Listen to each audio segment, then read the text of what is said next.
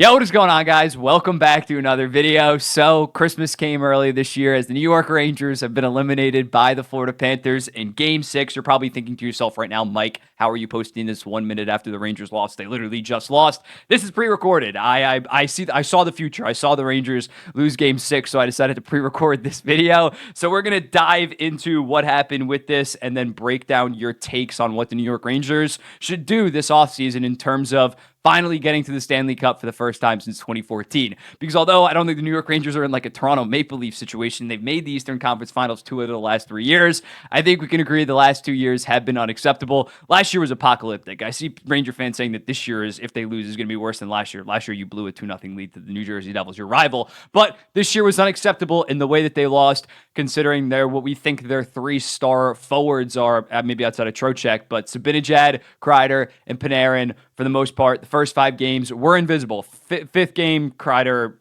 had a goal. Zibanejad had 2 assists. But for the most part, they have not been unacceptable. And I'm going to assume if they do lose in Game 6, they also did not play that good. And even if they do play good in a loss, it's unacceptable the first 5 games. It has been the Igor Shesterkin show. So what do the New York Rangers have to do to get over the hump? Because at this point, the Eastern Conference Finals is the hump that they need to get over. Don't get me wrong. I'm an Islanders fan. My team has lost in the first round the first 2 years. I would love to be getting to the Eastern Conference Finals. But if you're the New York Rangers, at this point, anything less than a Stanley Cup final appearance is a pretty massive failure heading into next season. So I'm going to go through about 14 of your takes, ideas in order to improve this New York Rangers team. I'm not really going to be dumping on them from here on out, even though I love when the New York Rangers lose. We're going to be doing some constructive criticism when looking at them and what they maybe could do. So without further ado, let's get into it. This comes to us from Lucas Carroll 5. Trade Kakko for an immediate impact guy. And yeah, I think the Kaapo experience experiment might be done in New York. When looking at it, 19 points in 61 games during the regular season this year. Playoffs, mostly invisible. The third line I thought was pretty good of him,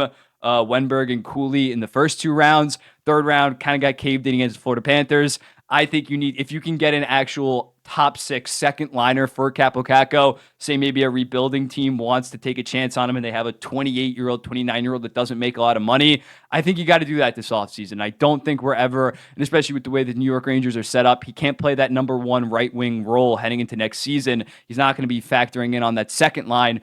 There's no point in keeping him on your third line. He's never going to properly develop, and they already fumbled his last 4 or 5 years of development. So I think moving off Kakko when he still has some value. They should have traded him at this year's deadline for a massive upgrade at that first line right wing position, but I think he still has maybe some value heading into the summer, and you need to get some value back for him. Next up, speaking of Kakko, who might be involved in a kind of deal, this comes to us from Jackson. Bring back Vatrano. He's the only one in the past 3 years who have been able to click with line 1. When looking at Frank Vatrano, yeah, I think he definitely could be a fit for the New York Rangers. He played there back in the 2022 season when they made the Eastern Conference Finals.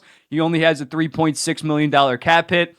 Speaking of which, we're going to talk about another guy that has a $3.6 million cap hit that they might try to move off this summer. So when looking at Vatrano, they could find a way to keep him, to trade for him. It would be like a first plus. It might even be like a first plus Kakko, considering how much his value has gone down. But when looking at it, I do like the idea of a potential New York Rangers and Frank Vatrano reunion. He was fantastic this year for the Anaheim Ducks, and I think he would be on that first line for the New York Rangers. Next up, get rid of Chris Kreider. This comes to us from Riley. It's an interesting one because Chris Kreider definitely did not play up to snuff in these playoffs.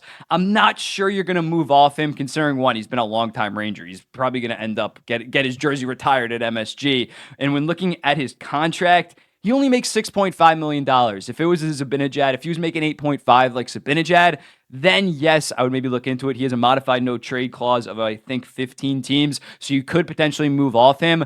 But at $6.5 million, what player, even though Kreider maybe didn't show up in this year's playoffs, he did in the second round, Carolina hat-trick, natural hat-trick in the third period. But what player at $6.5 million are you getting a guy that can give you 35 goals, 30 assists in the regular season, and can at times show up in the playoffs? I think the grass isn't always greener on the other side when looking at a guy that's not getting paid that much at that. He's getting paid like second line money, and he does give you pretty good production. So I'm not sure trading Chris Kreider is exactly the right move, although he's the one guy that right now out of the big four that don't have a full no movement clause, so he's probably the most feasible. Next up, Trouba's no movement clause is up, so there's a chance he could get traded. I'm putting a first and a second with him. Similarly to Kreider, Trouba initially had a 4-year no movement clause. Now it goes down to a 15-team no trade clause. So the only problem with that is, yes, you might be able to trade him, but Trouba's probably going to put the 15 worst teams in the NHL, or maybe, yeah, for the most part, the 15 worst teams in the NHL, because he wants to win a goddamn Stanley Cup, and rightfully so. He's going to want to go to only a good team, so I'm not sure what team. You might have to retain some money on a Jacob Trouba trade. Maybe that could work if a team wants him at 5.5. That could maybe work for the New York Rangers on top of you attaching picks. But although the no movement clause is up, he still has a modified no trade clause. It's not like he's open for the books. Now you can trade him to the San Jose Sharks, rip the C off him and toss him to San Jose and attach a first and second. It's not that easy.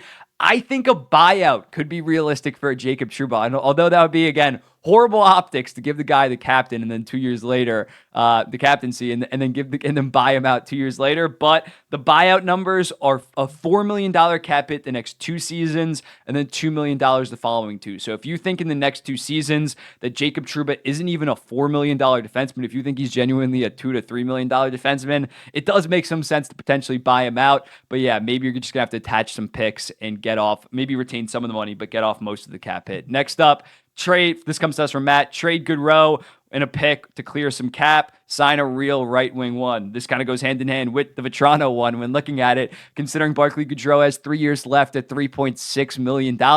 Although it is tough now because he's played so good in these playoffs, especially goal scoring. What he has 6 goals in 14 games, penalty kill. He has 2 shorthanded goals. He's actually been kind of worth this contract in these playoffs. But I do agree, you can't fall in love with Barclay Goodrow just because of a good 14 game run. He had 12 points in 80 games during the regular season. He had 2 assists in 16 playoff games in 2022 and 2023. So I think you can't just say, he had a good 14 games, he's going to score 35, 40 points next year and be like that in the playoffs again. I think moving off Barclay Goodrow probably is the right move. And then with that $3.6 million, and they're also just going to naturally have some salary cap from the salary cap going up, you sign a $5 million right wing. I think that probably is the best fix for the New York Rangers in terms of not doing anything massive. But let's get into something that would be massive, and that is Artemi Panarin for Mitch Marner. Comes to us from Risters. When looking at this, I think it would be a pretty fair trade. I think, if anything, the Rangers would probably have to add something just because Marner's younger, although Marner does need a new contract. But I don't think that this is that good of a deal for either teams because I think that these players are roughly of the same caliber, and I don't think that they solve the problems with these. Both of these guys have kind of turtled in the playoffs when the going really gets tough. Artemi Panarin, great against Washington, good against Carolina, but is absolutely turtled against Florida. New Jersey last year, absolute shit show. What do you have, 2 assists in 7 games? So I think if either of those teams were going to trade their second, or in the Rangers case, their best player, or second best, actually, I think Adam Fox is better, but not Igor Shesterkin. I guess he's third best then. But if they were going to trade them, I think you try to move them for like a top defenseman, or more so of a 2-way physical big winger. Not basically trade the same player, although Marner's much better defensively. I'd say Panarin's better offensively.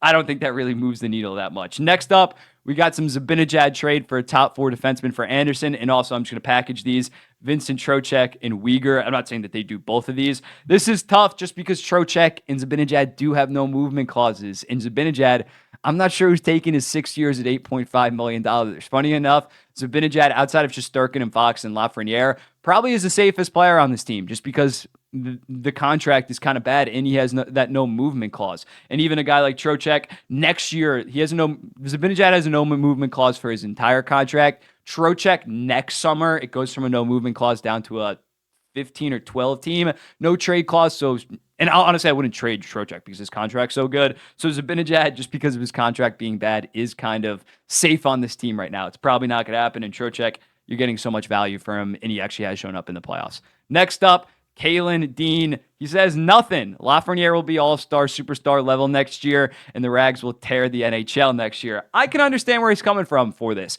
Again, this isn't the Toronto Maple Leafs. They haven't lost in the first round 6 out of the last 7 years. It's not absolute DEFCON 1 right now for the New York Rangers. They do have some playoff success. This core has proven to some degree that they can win some rounds. So if you think that Lafrenière is going to go from a 57-point guy this year to a legit 75, maybe even 80-point guy if he's playing with Panarin, that's a massive improvement. Maybe you think that they're probably not going to sign Gabe Perreault, but maybe Brennan Ottman can come in and be a decent third liner and kind of fill up some of the depth scoring. Kaapo Kakko maybe takes a step. I understand the logic. I think they definitely should do some tweaking on the outside this summer, but a lot of the core is locked up, so I get what he's saying in terms of not massively overreact. Again, they lost in game 6 of the Eastern Conference Finals. It's not like they lost in the first round yet again. Next up, this was just funny from my guy Gabe. Get another forward somehow, fired their coach, shave everybody's head. Everybody got to do the Panarin next year. Everybody got to shave their head. I would absolutely love that. He's obviously joking, but yeah, I don't think that they're going to fire Laviolette. However, one guy that I think could get fired is Drury. This comes to us from Casper Roos. Fire Drury or move him to a different role with a new GM, trade, and then we got the other stuff that we already talked about. When looking at Drury, he hasn't been there for that long, so I'm not sure he's going to get traded, but I think there is justification if he does get traded. Although, again, Rangers have had some playoff success. They've definitely had some regular season success. But this year at the deadline, everybody was screaming for a first-line right wing. What did he do at the deadline? He traded a second and a fourth for Alex Wennberg, who has not been that good for the playoffs for them. And Jack Roslovic, a speedy guy, but not a ton of skill, has not clicked with that first line. So Chris Drury, although, again, the quick signing was fantastic. There's a bunch of moves over his tenure that have been great.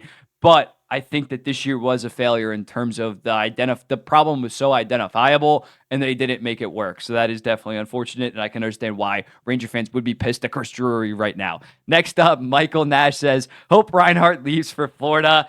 I don't know how they would afford him. That would be insane if they somehow traded Trouba, traded Trocheck, and then brought in Sam Reinhart. I'd be losing my mind because Reinhardt's one of my favorite players in the entire NHL. That would solve their first line right wing. I think we can agree. I think he could get Zibanejad and Kreider going. That would be absolutely insane, but they would have to move a shit ton of money, and then they'd have once they extend Lafrenière too, they'd have 5 or 6 forwards making $8+ million. It would be crazy.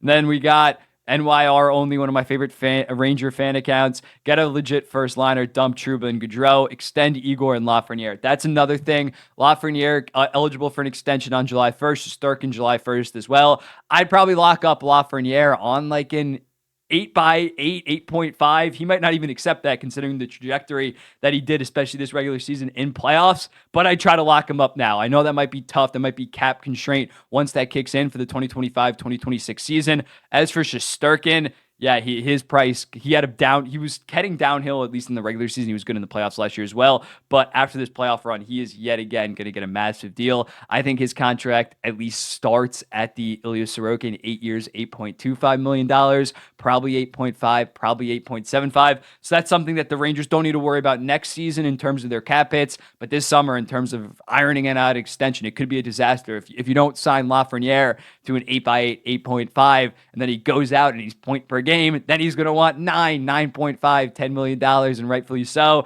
So that's going to be something that they got to keep their mind, that they got to take care of, not only just improve the team next year, but also get extensions in place so you don't have a pending UFA, Igor Shesterkin, or an RFA, Alexei Lafrenière. And then lastly, I had to include this. This comes to us from Sal. He says, don't re-sign Roslovic and bring back Patrick Kane. I think Patrick Kane might be out of their price range. Maybe, I don't.